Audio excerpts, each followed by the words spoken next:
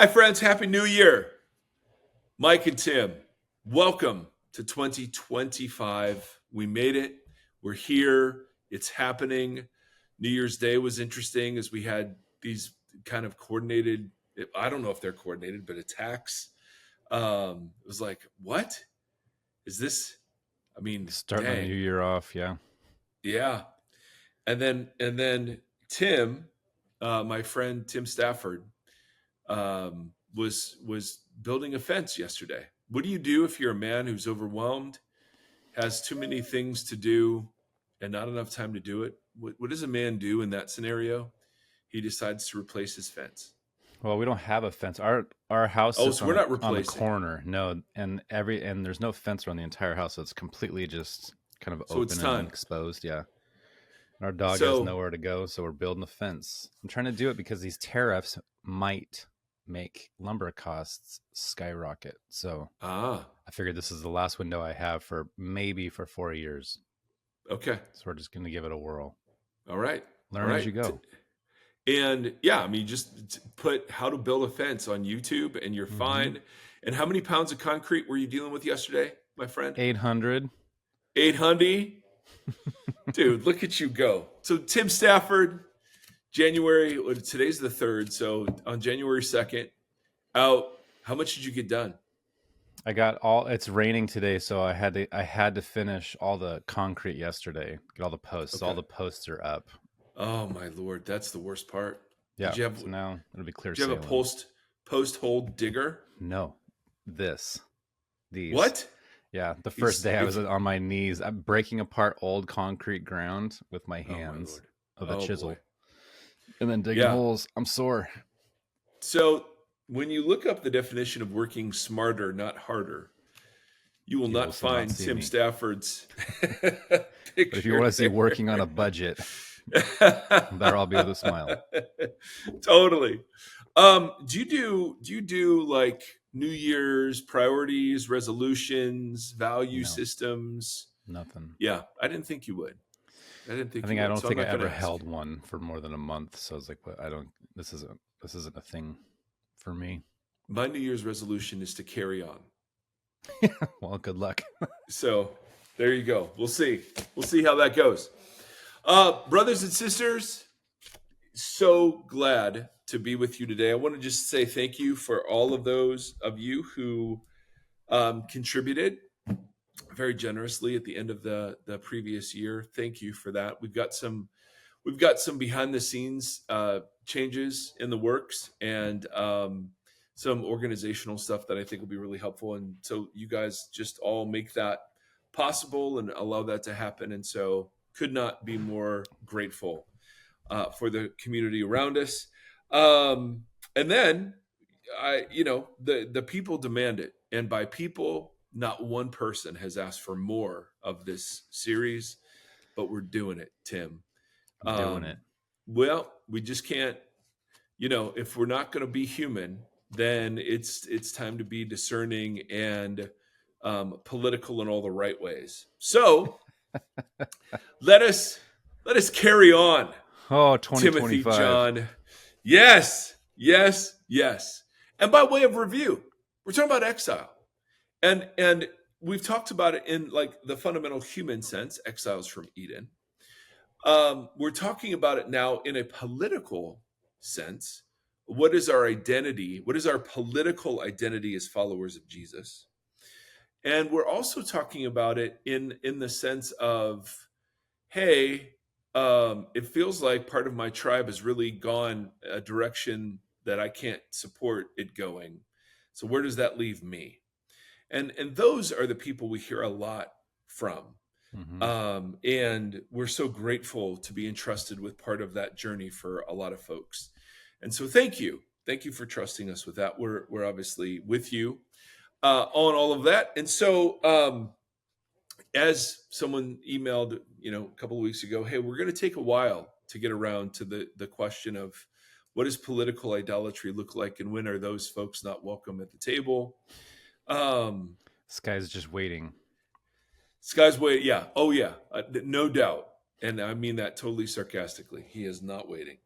Um, but it's hard for us, and particularly me, to answer without going into long stretches of background, which is a if there's a gift of over making a point, I have that gift. There's Well, we are in no a doubt. time period of people under making a lot of points, so I Thank don't you, think it's going Tim. to be the end of the Thank world to you, have some context.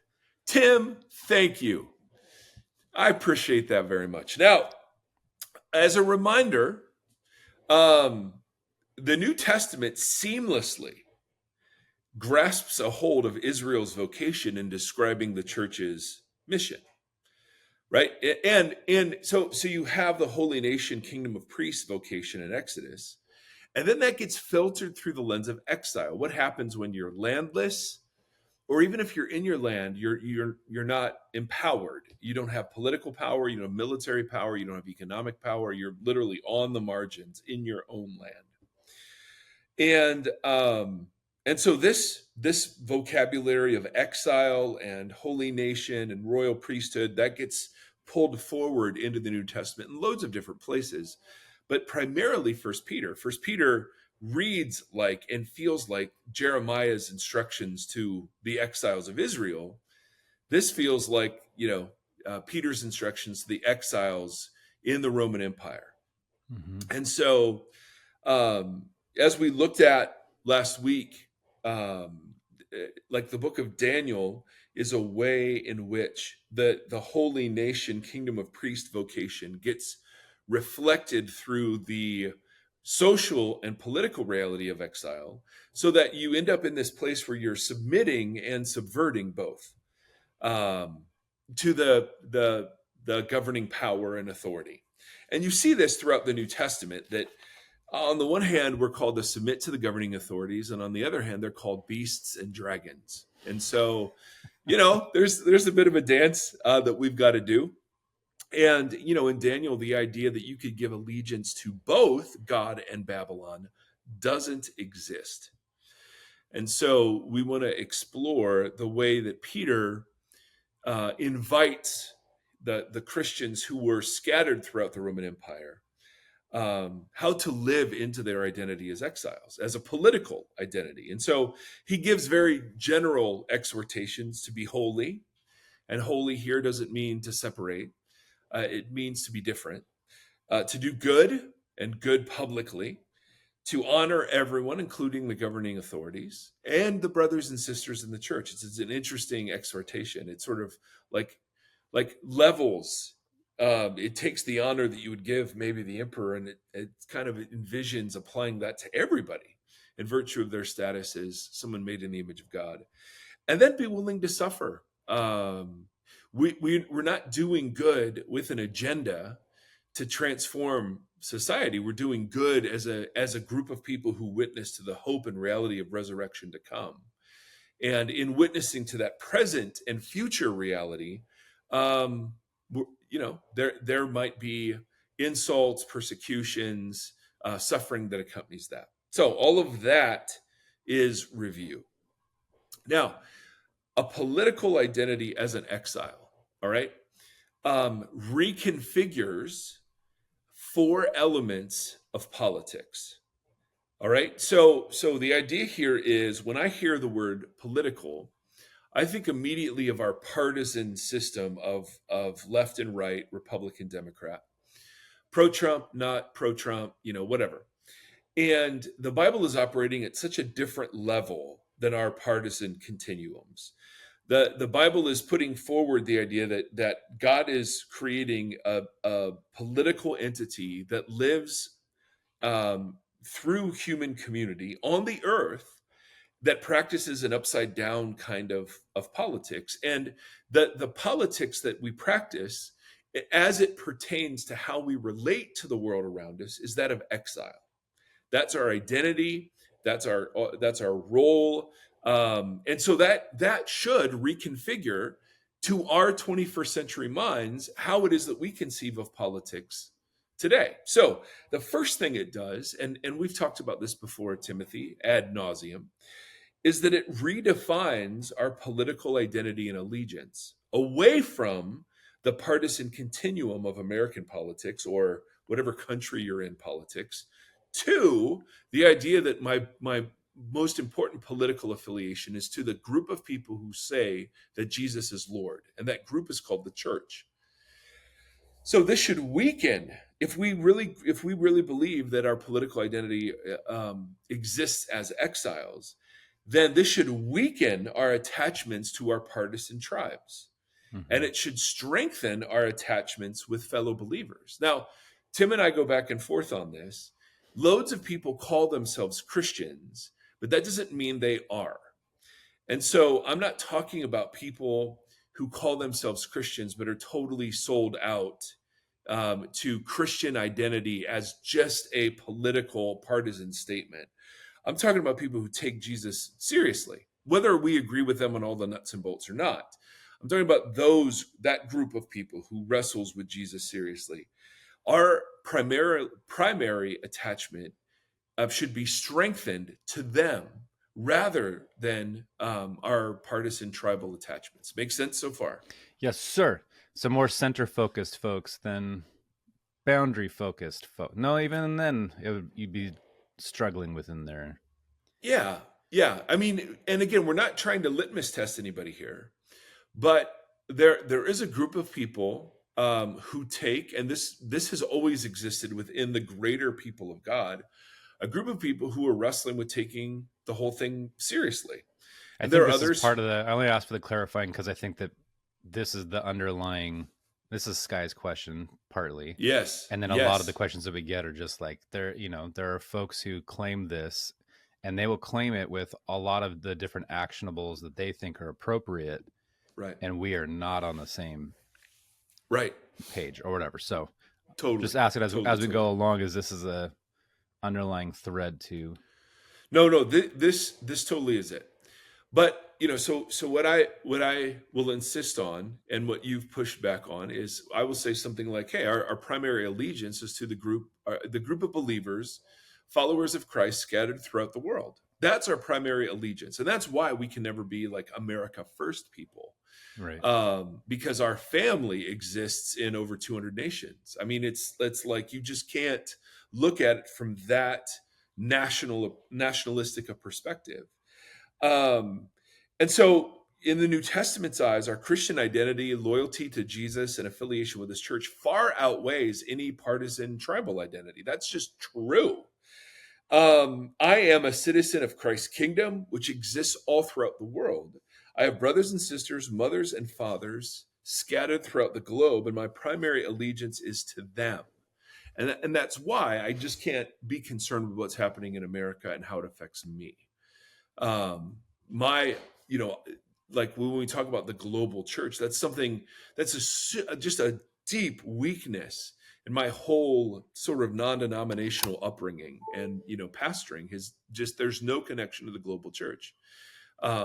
We were doing Advent through the lectionary this past year, this past 4 weeks or whatever, and it was just interesting to see the evangelical impulses to like not be told what you have to preach, and to not join in with greater bodies of believers in other parts of the world, and to just sort of do your own thing every year, as opposed to hooking into this 3-year repeating cycle of almost every verse in the Bible. And that's just a small way that we're very deficiently configured in our Mm-hmm. relationship to the early, or relationships to the global church. You know what I mean? So it's not surprising that in our crazy partisan environment, that we're primarily discipled into partisan categories. But one of the reasons why the church remains important, and I don't mean the 501c3 Right. institution, I mean the new humanity, the new family that Jesus has cultivated around himself for 2,000 years.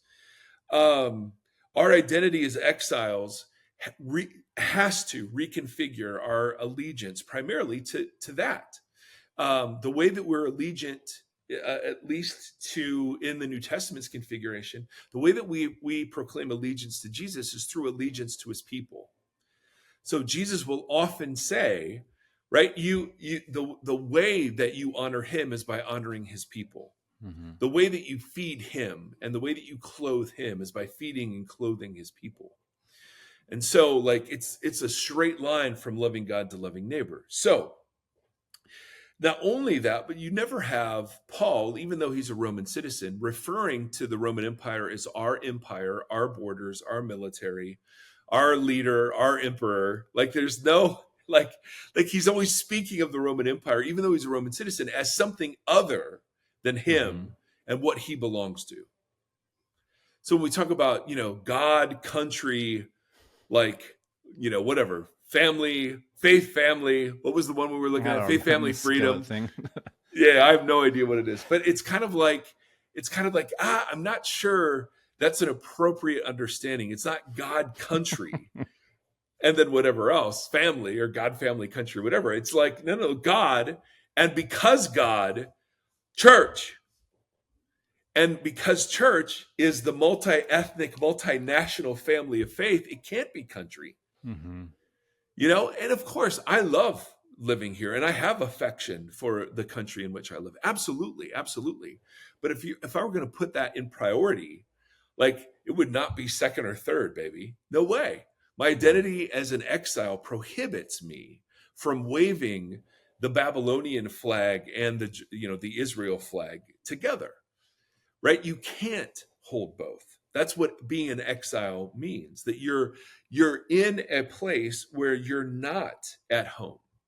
And so in the New Testament's conception, we're and I know this is so hard to practice, I get it, but the New Testament conception is the hope of Israel in exile wasn't who was going to lead Babylon. The hope of their exile wasn't transforming Babylon.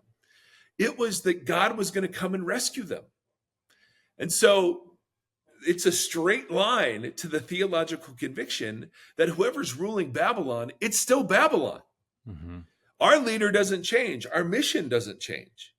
Now, of course, there is real world harm and help done through policy, through laws, no doubt. So let's have opinions on all of these things.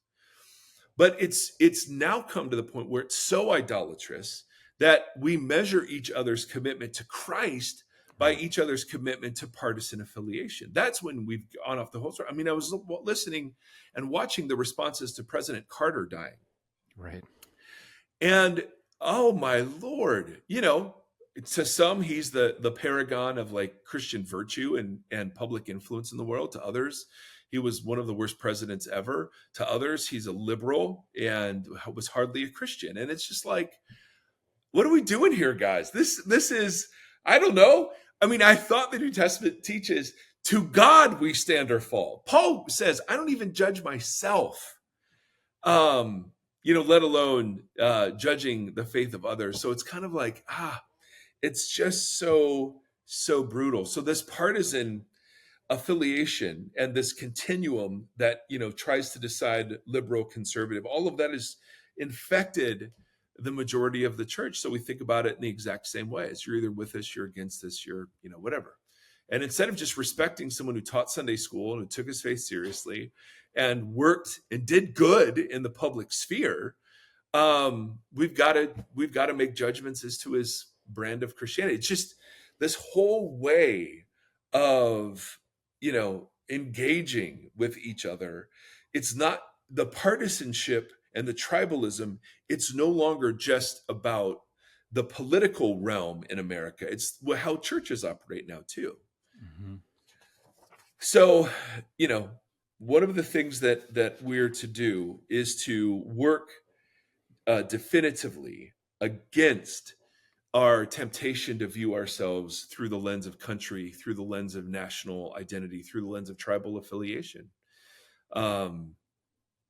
and to continually be exposed to believers who are not like us, who worship in different ways and in different languages, who have different convictions about different things, and to sit in whatever discomfort that requires so that the new humanity can be fully put on display. For Paul, the new humanity is not when a group of people get together who are all alike. The new humanity is when people who are not alike gather in the name of Christ.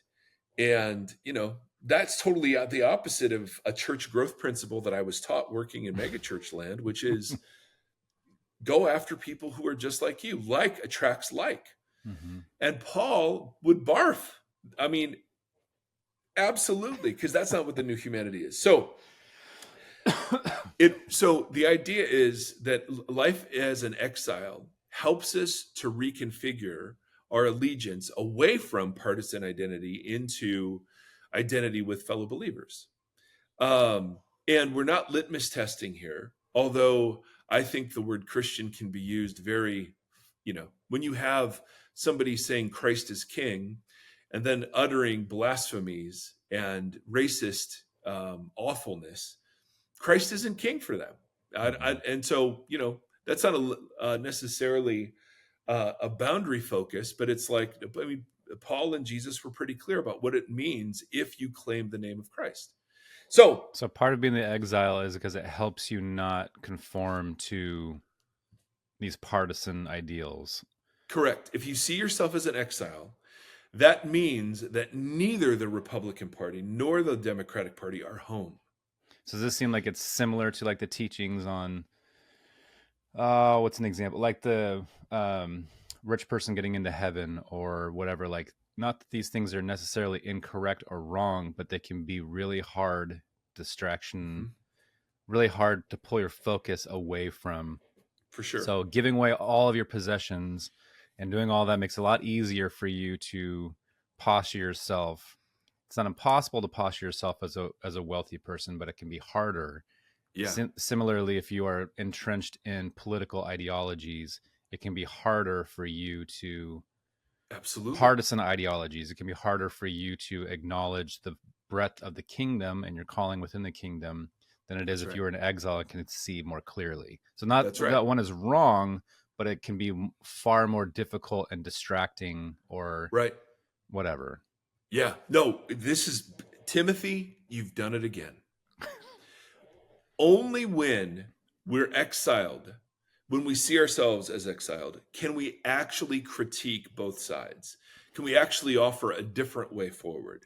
Right? Because if you're perfectly at home in one partisan tribe, you're never going to critique it. You're never going to speak prophetically against it. You're not going to be a counterculture to it. And so to be an exile is to say, I'm not home anywhere. And that's why we talk about like being a home for the spiritually homeless. Mm-hmm. Our whole deal for the podcast for the last 9 years has been, hey, there are a whole bunch of us that don't feel at home, who are like, we see the scriptures having authority, we see Jesus as compelling, we see the church as something that we don't want to give up on, but we don't fit. Mm-hmm. And it's precisely our not fitness that allows us to critique, because our identities aren't wrapped up in the affiliations that we would want to stand apart from. Does that make sense? Yeah, you can see a little more clearly. Well, as Bono said, if you're gonna, I'm not butchering what Bono said, but he said something like, "Man, if you're gonna be a prophet, you have to like disappoint both sides." He said it so much cooler. Doggone it. All right. So the first thing it does is it redefines our allegiance. I have a podcast you can listen to if you want. And this is, thank you. And this is something that happens kind of internally to me, that the people I have most in common with aren't the people who voted the same way I did. The people I have most in common with are the people who similarly confess that Christ is Lord. This is where I struggle and a lot of people struggle, is at that point right there. Exactly. Because how can you claim that Christ is Lord and then vote this way? And I want to suggest that's when the partisan affiliation has become too important in our imaginations. And we've equated voting a certain direction with faithfulness to Jesus. And I don't think the New Testament gives us permission to do that. Now, if somebody holds their vote, well, okay, this is getting this guy's question. Okay, hold on. All right. It's good though. This is why you what did she say at the beginning? This is why you over explain or Yes. These are And complicated topics. they're very complicated. So the first thing our Identities Exile should do is weaken the tribal bonds in anything other than the community of Jesus followers. The second thing it does, no duh, is it should refine our hope. And Mm, it doesn't. Because all of the energy, the anger, the sadness, the joy, the celebration, all of the emotional energy that's packed into the outcome of the general election yeah, betrays the fact that we do put our hope in sure. elected officials. Absolutely. No, you can really see when the stuff you're going over last week with just like Israel not wanting to adhere to the promises or to not elect somebody or whatever. Like That's it. we're in the exact same boat of fear of the way the machine works, and Yes. I don't want Yes. to stick in the spokes of the wheel or whatever. Yeah, exactly. Exactly. And so, just to say the obvious, like our hope isn't in America. America isn't the hope of the world. It's America isn't eternal. America Oh, is empire. you're going down for Like that. like America is a version of the kingdoms of the world. And not as we've said before, I'm thrilled that we live in this version of the kingdom of the world. But to adequately critique empire, you can't identify yourself with it. Hmm. And so I love the privileges, and I'm grateful for the sacrifices that have brought about life in America and what that currently looks like. I'm super grateful for that. I'm very, very grateful. I would choose to live here as opposed to almost anywhere else. Maybe the Netherlands. I don't know. That's for Looks Joanna. nice. Yeah. I was thinking New Zealand. Um, Hobbits. oh, hobbitses. So Hobbitses. there's no other way to corrupt to call out injustice or corruption or prejudice than to stand apart from a system that you're in. Mm, And because if you identify completely with the system, you're not ever going to be looking for those sorts of things. It's like I mean, I just remember when I realized the city I was living in Columbus, I'd never really, I mean, I believed in systematic evil and systemic racism, and those were all new concepts kind of blowing hmm. up in our culture. And then, yeah, somebody told me, and I've mentioned this before, but our little community in Columbus didn't allow Black people in it until the 50s, Yeah. and it stayed all white. I mean, since like it's so predominantly white, and we'd moved there from California, which was gloriously mixed into all sorts of different colors, and it's like, oh, that's what it looks like. It looks like that if you were planning on selling your house to somebody who was like on the naughty list, the community would have a community pool of money, and the community would buy it and then make sure it was sold to the right colored people. Mm, And you're like, okay, but if America is the greatest thing in the world and God's chosen country, why would you want to spend a lot of time thinking about that? Why would you want to go into what slavery did, or what Jim Crow laws did, or how the church has treated gay people throughout, the last 50, 100 years or beyond? I mean, you wouldn't want to go into those things. It's why people are so afraid of deconstruction. It's right. like, listen, why would you, if you're a member of the church and you're a citizen of God's kingdom, then why in the world would you ever critique it? And the answer, of course, is because I'm a citizen of God's kingdom, that I stand against any sense of corruption, but most acutely that pervade by God's people. So if our hope is in America, then all the energy that we see, even in me, I mean, I'm guilty of a lot of emotional energy about all of this stuff. And I'm not saying I'm we not, shouldn't. but I worry about you. And I'm not saying we shouldn't care about it. I'm just saying we have to have some sort of distance from it. And That's why it in goes my faith, my family, my freedom. oh, It's third on of the course, list. it's third on the list, of course. And sorry, we're poking at something that Tim has sent around a couple of times. Governments according, like, because we looked at Revelation forever, governments have a tendency to overstep into areas that only God should receive allegiance in. Governments will demand certain things of citizenship, forms of worship and loyalty tests, promises of a new future. So much of the language employed was, I'm going to make Christianity acceptable again. I'm going to, give it power. Like stuff that's not some human institutions to give.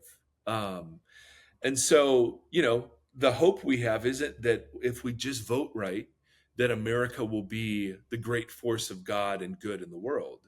The hope is that God has been and is continuing to raise up a community of people who take the words of Jesus and the practice and presence of Jesus seriously enough so that they fulfill in faint echo forms the calling to be a light to the nations and a royal priesthood, right? That's the hope that we have, and that Jesus ultimately will come and turn the world into a new Eden. But that's not something we can do on our own. So our hope isn't in that. Of course we have agency, and of course we can help or we can hinder. So no doubt about that. But the ultimate hope, and again, this is all easy to say. And everyone goes, oh yeah, our hope is not in America. But it's like, man, we get betrayed when it doesn't go our way. So it reconfigures our allegiance, it reconfigures our hope. It also reconfigures our posture towards government. And this gets really nuanced, which isn't our favorite thing. As people in America, we don't conform to the ways of Babylon.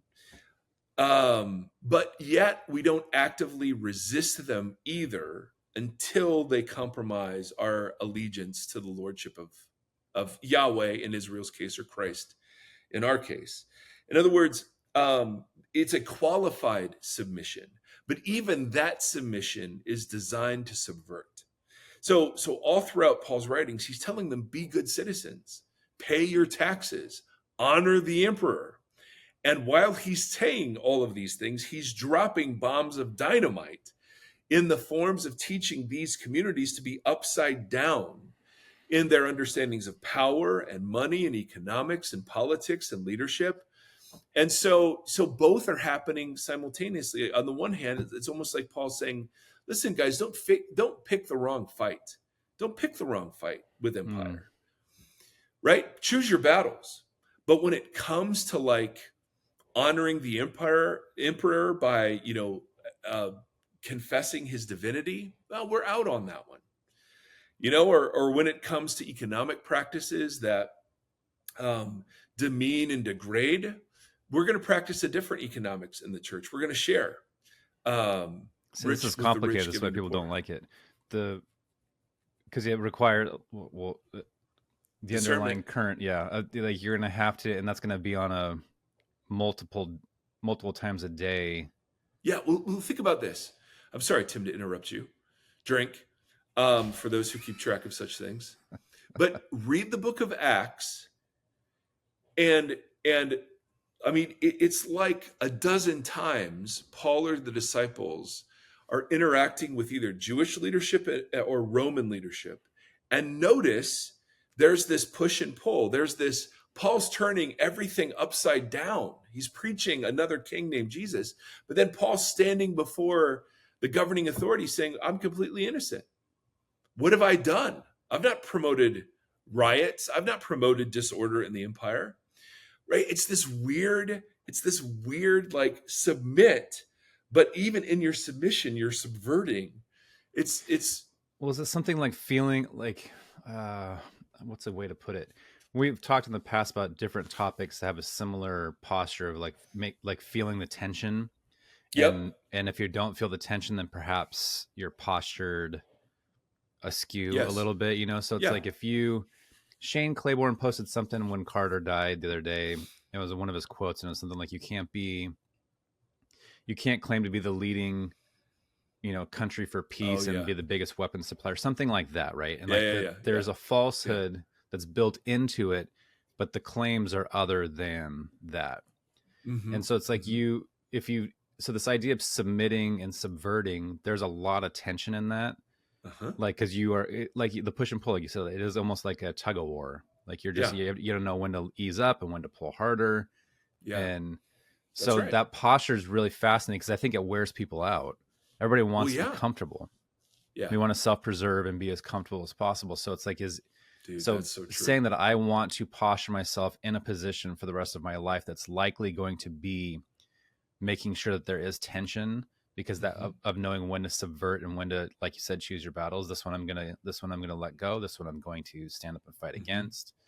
That's a lot of discernment. That's a lot of push and pull. That's a lot of tension for 85 years or whatever you're on the planet. So I think that's interesting, because these are all verses, all the things you're quoting from Paul are largely verses that we've heard so many times growing up, and then they lose their punch and their sting. So like, I really want to sit here and make sure that we understand what that means again. Sorry, but for today, I mean, that's a lot of like posturing of tension. I know, but even as you're going through it, like the fact that we've heard these verses so many times, they just like, it's like throwing mud on the wall and it just slides down. Like it just doesn't stick, because we've heard it so many times. But it's like, you want to pause for a second and be like, Paul was saying this specifically for a purpose inside the largest nation on the planet that he said, I am a citizen of. However, like, so it's, I don't want it to be a felt board story as much as it is like, that's so good, a real flesh and blood statement and posture to hold, being called and implored to hold. Acts holds these. It's interesting. Revelation really jumps off the bandwagon, as is the nature of apocalyptic literature. But Revelation very much is not like, hey guys, if you submit to this empire, you are like sharing in the adulterous blood drinking of the prostitute of Babylon. I mean, it's like, what? It's crazy. But think about Paul's agenda. It looks like, and again, I mean, man, there are people much smarter than me wrestling with this stuff. Paul's agenda is to gain a hearing for the gospel. I can't tell you how many times I should actually write all of them down, where Paul's agenda is. I mean, he even says this in Peter, that the outsiders would give it a hearing, live such good lives among the pagans, even though they accuse you of doing wrong. Right? I mean, he's constantly worrying about how Christianity is perceived by outsiders. He does not want it to be perceived as a group of social agitators trying to overturn the Roman Empire. Right. But because even that's a political, but that singularly is a political, a partisan. Well, we're going to get to that, because Rome, Israel's job wasn't to overthrow Babylon. Right. And the church's job wasn't to overthrow Rome. See, we're not talking about regime change here. We're talking about what it's like to live under one regime in the midst of another. Because that's just another binary. Exactly. Another partisan. Exactly. So the early church, they lived in the tension of not detaching from the empire in which they lived and seeking its favor in some ways. Right? Doing public works. There were, like in the second, third centuries, they were called apologists, who would write treatises explaining, no, we're not cannibals. We're just like you, but we believe this other thing. I mean, we are spiritual cannibals, but we're fine young cannibals. There you go. There you go. So yeah, let me just give some more cuts to this, because this is where it cashes out, like right here, this push and pull. So you and I would look at America and say, man, we're absolutely thrilled that we live here. Like, truly, I don't know that I want to trade it. My dad, my stepfather, my father-in-law all served in the military. My father was a cop. I'm a big fan of law, and I'm glad that we have the justice system that we have, and so on, so on, so on. So I can sit and affirm all that's great about the country in which I live. But as an exile, I can also sit and affirm what's not great. And the one doesn't cancel out the other. I'm just able to simply tell the truth because I'm not wrapped into a corrupted way of thinking that says my hope is in America. Um, we have to fight, to bring God back to America. Like, it's not wrapped up in all of that, right? America is still an empire. It's still a kingdom of the world. And so there are parts of America that I absolutely affirm and love. So I stop at stoplights. And if Christians were listening, I'd be like, hey, stop at stoplights, guys. Like, why would you pick that battle? Right. Pay your taxes. You could argue from Revelation, well, it's a corrupt beast. Why would I? That's like I'm fueling like arms sales and idolatry and immorality. So why would I pay taxes? And I'm like, well, I mean, the idea that the gospel should gain a hearing at some point requires us to be participants in the culture we're in to some degree, right? If you are like obey social customs that honor people in elected positions without giving allegiance to them. Great. If someone were, and we've talked about this before, but like if God is a missionary, then there's contextualization that you do as part of the gospel preaching. Right. So like if you're a woman, a white woman in Afghanistan or wherever, and they require head coverings, and if you don't wear one, they won't hear anything that you have to say. Well, then I would say wear a head covering. You're free in Christ. You don't need to. But it's wisdom, it's shrewdness to do that. And I think that's what Paul's saying in so many of his statements to the early church. Like, hey, guys, order your household. Like, don't live in disorder. Hey, guys, your assembly shouldn't look like the Roman assemblies. You know what I mean? Like there is this sense of like ordering and the sense of like, hey, be good citizens. Absolutely, it's in there. And you do that for the sake of fighting the real battles, which are the leavening dynamite things that Paul drops into the church communities, or the urging of Peter to the exile communities to live in such countercultural ways. It's Paul writing to Philemon about this runaway slave and receiving this runaway slave as a brother. Mm-hmm. Like, that's dynamite. But Paul wasn't sitting there campaigning against slavery. So it is this, if our allegiance is now to brothers and sisters for the sake of the world, and my hope is not in how the world is going. My hope is not in the state of the U.S. economy. It's not in the cost of lumber. It's not in the pandemic or not, bird flu. It's not in how well my partisan opinions are being implemented or not. If my hope really isn't in that, I mean, then you're kind of dangerous, right? Then you can submit. So it's not hope there. So what's an example of this? I was talking with my dad yesterday. He was helping with the posts, and we were talking about the two, the things you referenced at the top of this, the Cybertruck exploding and then the truck that drove into the crowd in New Orleans, and how, at least as of right now, both of them are ex-US military guys. Something happened. And we were just talking about, like, we're just not built. Humans are not, our souls are not built for war.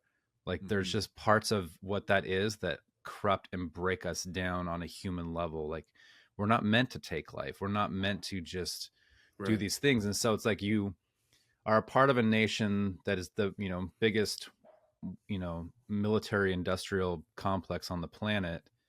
You pay your taxes, like you said, that help fuel that. But then it's like, how do you posture yourself in the correct way as you try to resist? Like, a democracy, in air quotes, is set up so that we have a voice in saying how things operate.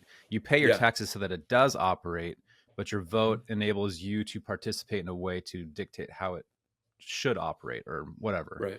Right. So there's part of us, I'm trying to set up like that. There's part of what that submit and then subvert what that posture looks like within. Because if your hope is only 100% in the American nation, and I, as a Mhm. Christian, am going to try to make sure that that nation that I have all my hope in is a Christian nation, because then it will make all of the right choices and it will Right. advocate for God in the world and whatever.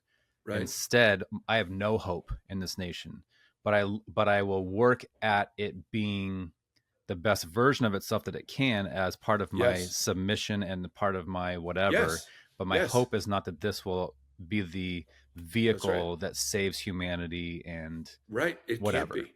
Yes. So it's holding that tension right there. That's like, Yes. I will not place all of my eggs in this basket, but I will. But I will also work to make sure the basket holds whatever eggs it has well. Dude, you and metaphors are going crazy right now. Yes. Yes. All right. Think of it this way. Jesus at the temple being asked, hey, should we pay taxes to Caesar or not? Oh, A now gotcha question. bro, there's no way out of this question. There's Yeah. no way out, because on the one hand, to pay taxes to Caesar is idolatrous to so many of the Jews who are asking the totally. question. Like, tribute to Caesar was like the, I don't know, maybe top issue of how Israel was to relate to Rome. Paying tribute to Caesar was just, I mean, the zealot revolts come from that issue. Totally. Oh, and if Jesus says no, don't pay taxes to Caesar, well, then he's arrested by Rome and imprisoned. So there's no way to escape this dilemma. And yet he says in the temple complex, hey, give me a coin, a common coin, a denarii. And we think, and from what I understand, that the coin would have had Caesar's image on it. And you weren't allowed to have one of those in this place in the temple where Jesus was talking. So the fact that someone has is already betraying, the motives of the questioner. But he says, whose image? Whose image is on that? It's like, well, Caesar's. And he has this, great line. Well, then give what is Caesar's to Caesar, but give what is God's to God. Yeah. Boom. And so boom, bro, that's so brilliant. Yeah. So what he's saying is, listen, whose image is on that coin? It's Caesar's image. Okay, well then give the coin to Caesar. Yeah. That's fine. Whose image is on the $1 bill? Then give the $1 bill to Caesar. But whose image is on you? Right? And it's what belongs to God's image belongs to God. And so it's just this total play on Genesis where it's like, you're God's image, so all of you belongs to him, but Caesar can have his coin back. That's perfect. It's perfect. And Jesus does this all over the place. In fact, I wasn't going to do this next episode, but I might, because you're pushing me so much on this. Jesus has this line where he says, go tell that fox. Oh, yeah. I'm going to keep, and then I will. And I mean, isn't the crucifixion the perfect example of submission and subversion? Yeah. Right? Yeah. Jesus clearly, Jesus level. even this is it. And that's why it not only serves as something that happened, but it serves as a model for how we're to engage.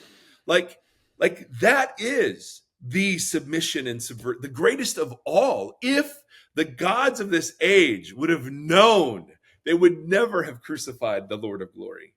Yeah. Like, it gives me goosebumps when I think about it, because it's like Jesus is just saying, hey, Caesar, not through Pilate, but hey, Caesar, you have no power other than what my Father's given you. Yeah. And you have no threat over me. I could call 72,000 angels down. And what are you going to do about it? It's literally submitting to the state. Submitting to the state. But in so doing, he drops the dynamite that totally changes it. I mean, and that's the point. It's submission for subversion's sake. Right? We are against the world for the world. We are nonconformists for the sake of the world. That's the picture. And so we pick our places of nonconformity very carefully.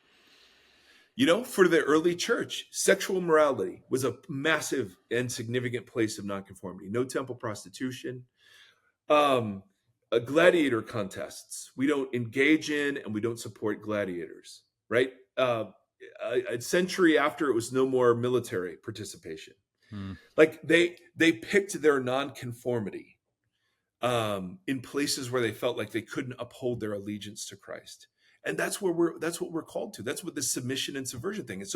So read the book of Acts, friends. Just read it. And don't read it as God's word or looking for, advice on who to marry, but just read it as, notice where the disciples and Paul are in front of religious leaders. Sometimes they will say things like, hey, you can flog us all you want, but we can't help but talk about what we've seen and heard.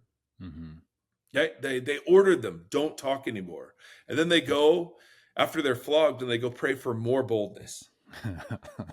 Right? In other places, Paul's about to get flogged, and he's like, hey, I'm a Roman citizen, right? And it's illegal for you to flog a Roman citizen. And so there isn't one rule. There's just this constant discernment that's based on what furthers the gospel best. So if I'm so missionaries would go into polygamous cultures, and the first thing they wouldn't do is attack polygamy, right? What they would do is they would build relationships, and they would seek, right, common ground, and then they would preach the gospel in almost submission to the polygamous nature of the culture, but they would be the gospel bombs that would be, reconfiguring their understanding of what marriage is and was. And sometimes polygamy needed to be there because of economic reasons. But my point is, you don't go in and you don't fight the most obvious battle. That's what Paul's saying, right? I become all things to all people in the hope that I might win some. And so our citizenship is this weird push and pull. Because I'm in exile, I play by the majority of the rules of the country in which I live. But because I'm in exile and my allegiance is to a different kingdom, I practice nonconformity when when the allegiance to state compromises my allegiance to Christ. And where that is always going to be up for debate. And that's why we discern. That's why we're working our way up to practices that help us live in exile. That's where this whole thing's going. Change as eras change. Yeah. Well, think about, we even said this the day after the election. It's like the mission of the church doesn't change, but the form that the mission will take will change depending on who's in power, who's marginalized, who's left out, who's demonized, who's scapegoated. You know what I mean? And so the only way to adapt is to see yourself as a citizen of a different kingdom. Because otherwise, if it's my tribe in power, then I'm comfortably sitting here enjoying and benefiting from the status quo without any prophetic urgency to call it into question. Yeah. You it know shows what I mean? where that lack of imagination plays in. Or like as you just went through that list right there, I was thinking of Shane Claiborne, because he'll use the systems that are built here to advocate for what is, That's whatever. Right. So it's like, That's right. Yeah. So and you that's see what him churches choosing should those be. battles really, really intentionally. Yes, you bet. So, and again, people can, all over disagree with the stuff we're exploring. That's not the point. The point is, we do have a political identity as exiles. So no political party is our partisan party is our home. Our allegiance is primarily to Christ and his kingdom, which means we can't be country first people. And it also means that we do all of this, we're Christ first people for the sake of the nations, right? It's not about our individual devotional life. It's for the sake of the nations that we're nonconformists. It's for the sake of the nations that we're holy, or try to be. You know what I mean? Yeah. And then if our hope actually resides not in the outcomes of the partisan processes, but rather in the workings of Christ in and through and even around the church, then I can sit and say, okay, I'm not happy about this. I object to this.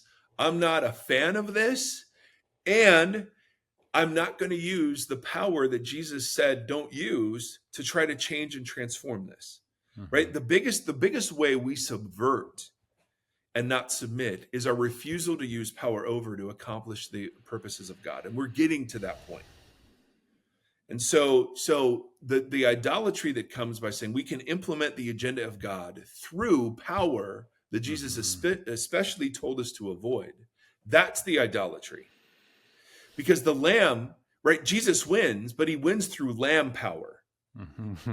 And right, I mean that's the hook. I mean the hook is to all these people who persecuted by the Roman Empire.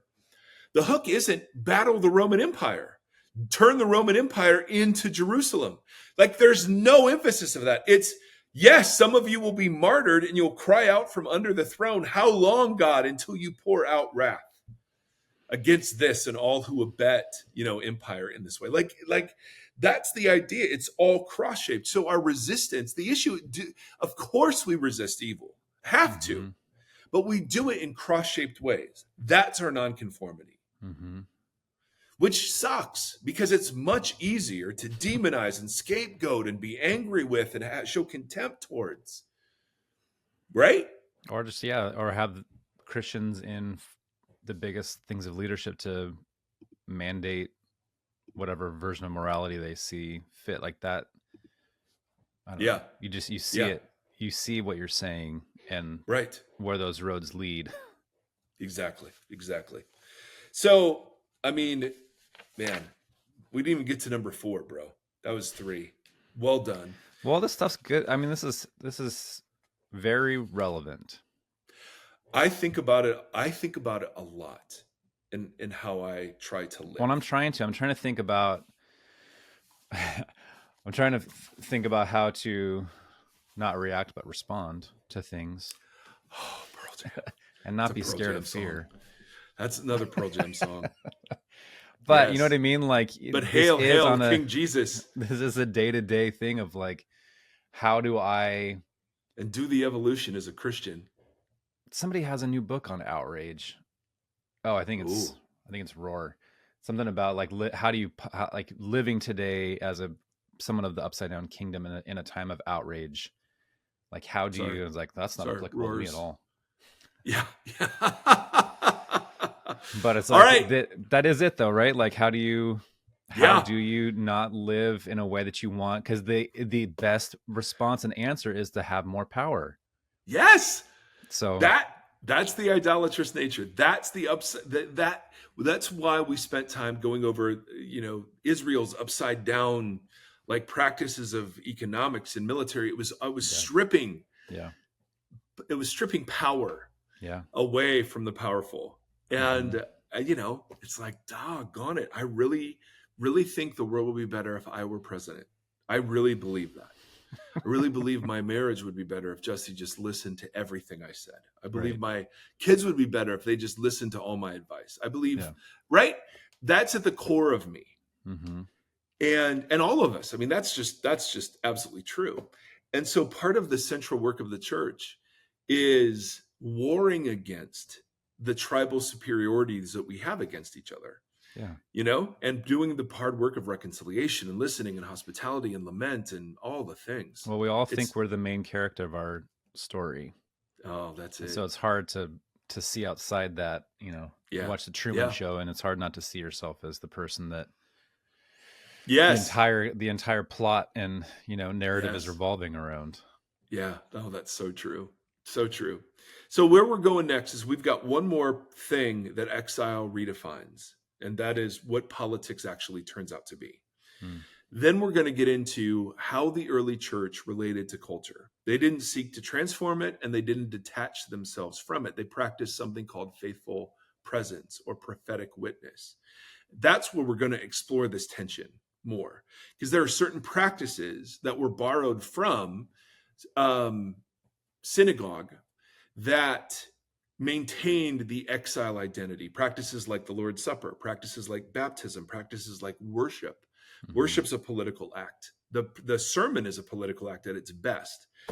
And so it's reconceiving of the church as a faithful the faithful presence of Christ among the nations. Then the question is, what are the ways in which we maintain that identity and fight for that identity? What are the practices? And one of the most central is discernment. So we're going to do a whole thing on discernment. And then we'll get to the question. It'll be great. It'll be weeks, but we have time. Weeks, maybe months, years. There he is. Well, you all, thank you. Sethy, get down here. He's up at the top of the stairs flopping, listening, being so quiet, but I can hear the flopping that's happening. But you know he's waiting for this very moment. I'm going on, after this, I'm going on Curiously Caitlin's podcast for how do you recognize God's voice? And the answer is, it sounds like Tim Stafford. There it is. So, tell her that. Oh, yeah. Seth Erie. Okay, this is Seth. If you're on YouTube, you're going to see this. This is Seth's electric guitar. Yes. And Seth, as becoming habit, while he's out of school, is going to close us with a song. Yes. Okay, so come here. All right. We got to use this microphone. Okay. Oh, okay. I blew it again. I pulled it off again. I did the exact same thing that I did before. Well, hey, spoiler alert, that microphone wasn't on the entire time. What? Yeah, you've been going through your MacBook microphone, but it sounds fine, so I didn't stop it. Oh, such an idiot. All right, ready? Yes. All right, punch it. Yep. We're going to figure over here. We get to all fans of the VOXOLOGY podcast. Let's share, sisters, episode. You know how much time today? You can buy Tim Stafford and Mazzy and talking about Tim Stafford, Mazzy talking on the phone is 1, 2, 3, 4. Yep. So Tim, your home. Tim Stafford. Tim Yellow hair. It's boring. I don't care. Oh yeah. Tim Mazzy. And Mazzy. 1, 2, 3, 4. Okay, Sevi. Great job. All right. Dear family, thank you for tuning in today. We love you. Thanks for letting us be a part of your life. See you later.